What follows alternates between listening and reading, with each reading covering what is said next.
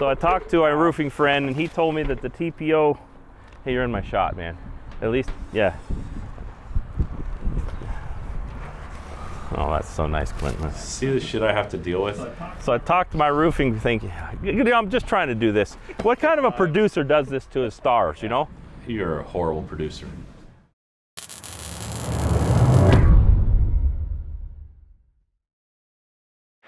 We've been here for 3 days now.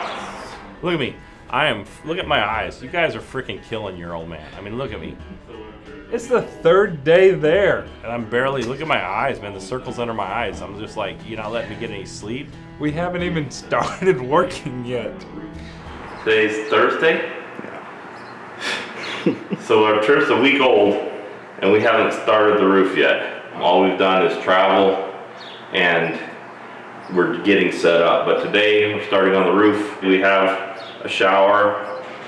It's not real pretty, but we have a shower. So what I had to do here is had to get power to the roof. Now, this is a big old wire. This wire will pack 50 amp.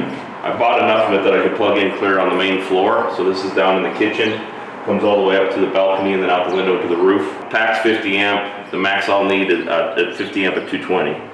And the max I'll need is 30 amp at 220 for when I start doing my welding. So what I'm doing right now is I took 50 amp up to the roof, and then I got a 30 amp cord up there, and I'll plug this into it, and that'll give me my 110. So I'm running 50 amp with neutral all the way up to the roof. So we should be good to go.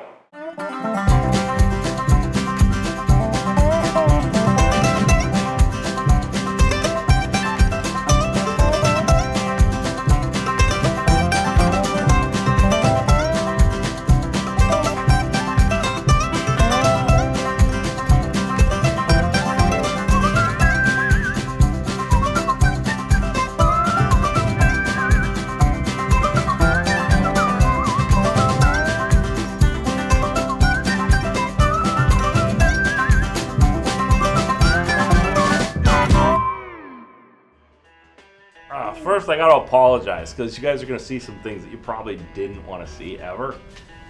We can like if you ever imagined what it looks like being born, I think this would probably be a pretty good example. Where the hell do I go from here? We have a scissor lift that goes all the way up to the roof, and you can like grab the rails and step off. And I'm not. I could make a lot of fun and be a little. You know, I wasn't that bothered by it. I could get on and off the scissor lift, but I understand his apprehension, and because I didn't really want to do it either. And I'm like, well, if everybody else is gonna climb up and down out the hole, I'll climb out. We'll just do that. That's fine. It's safer because you're 32 feet up in the air. Probably actually more than that because you're on the top of that thing. You're probably 35 feet in the air. So he did this probably for a week and a half before he finally. I made it. I think 3 days. When the brick guys, I've seen those guys jumping. I'm just like, this is stupid. I'm just gonna do what they do. This isn't that hard. So I've never taken a tape measure to his ass, but I think it's probably, I'm guessing somewhere in the neighborhood of 4 feet wide. And he's going through an opening that's, he's going through studs that are on 16-inch centers. And I'm telling you, even sideways, that would be another measurement. He's wider than 15 inches. We know that because he kind of like shaped himself as he went through the hole. It's like it's like the roll started up here and then it worked its way down through and around. And he's like standing sideways to fit through that, and yet his legs were twisted frontwise to stand on the ladder. And he had to kind of go through this hole and kind of like twist as he went through. It was a process. I can't lift my leg up to the thing, and like the truss board or whatever won't allow it. You're gonna make it? I can't lift my leg to the next step. Why not? Because my leg is pinned against this board. But the point everybody needs to understand is this could have all been avoided by just simply riding up and down on the scissor lift. We are finally getting ready to work on the roof. I don't know if you got any footage, but I got my big ass up to that hole. Not sure if I'm going to get down it, but did get up it. I'm definitely like in the back of my mind, I was always like, how am I gonna get down? Yeah, we're up here on the roof. Next step is we're gonna put power to that scraper, see if we can start taking off the material that's on the roof right now. We gotta strip it all. The caps on the roof have to come off. All this tin sheeting they have covering the walls has to come off. All the white that you see on top of the roof has to come off, so it's about 7,000 square feet of it. I don't know how much we'll actually get today. I mean, it's not that late, I don't think. Let's see. Only 9 o'clock, so it's not too bad out right now. I mean, the temperature's not high, but you're just always in the direct sunlight. I'm listening. Listen to what I'm about to say. This is one of those moments. Well, depending on how easy this stuff comes up, I mean, I'd like to think maybe we can get the roof stripped today. He just gave you a 1-day estimate for something that took us 2 weeks. So he didn't just miss it a little bit, he missed it hard. I was so young and naive. I didn't know. Yeah, the next I day. really thought it would have been easier than what it was. But if we get the roof stripped today, then we need to get something on top of it to protect it. Yeah, that's the hard part, getting stuff on top of it. We'll do that tomorrow. We'll do that. We'll get that done tomorrow.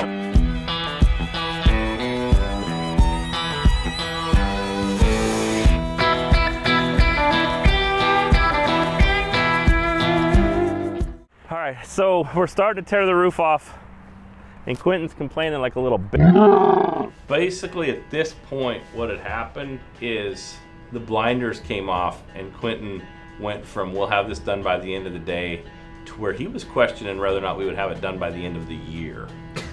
We're not talking about a slight little, hey, we're gonna have to adjust our thinking here.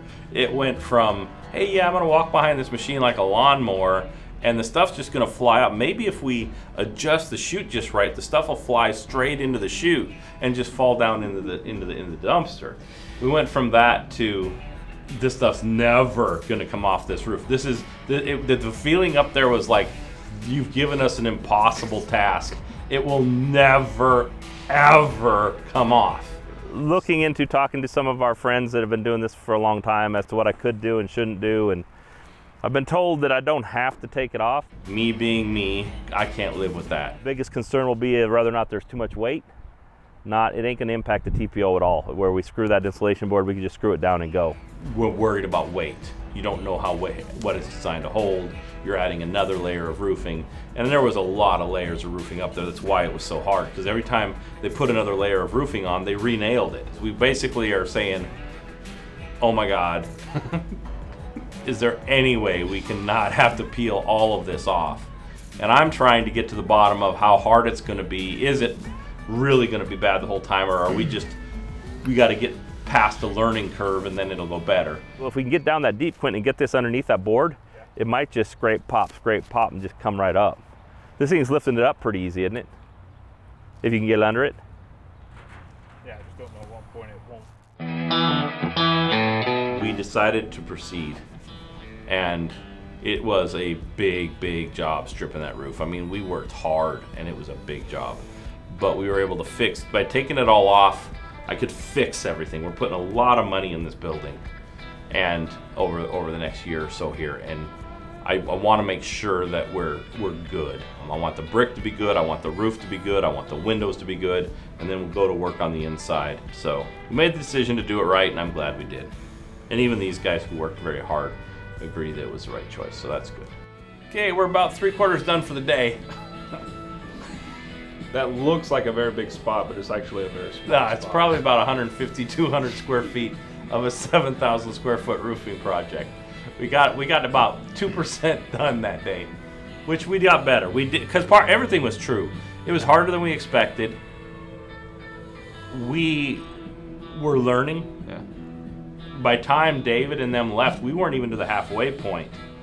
But what we had left to do seemed to go a lot easier than went even with those extra people. Yeah, cutting the strips was the right call. Cutting was the right call, and all that then easier. just learning how to use that kick it and lift, and then peel it away. I mean, we definitely got it down to an art, but oh my gosh, that was a terrible job. Okay. End of day one, because Quinton will not do this twice a day. I mean, you look at that opening and you look at him sitting there, and it looks impossible. It looks like one of those things where, but right now, all I kept telling him is, dude, you got up it, so you got to be able to get down. I mean, just suck in and let yourself go, you know? How did I do this? This took a long time. I don't It know how wasn't long. even- He dilly-dinked around up there, I think, for probably 4 minutes. I got tired of waiting. I left. It wasn't even me trying to fit back through the trusses. It was the way I had to do it that was getting me all nervous about trying to get my foot where it needed to be. I apologize. I was definitely being a little bitch about this. So, not like he said, not my proudest moment. The thing is, he's got plenty of friction. He can't move too fast. Even if he fell.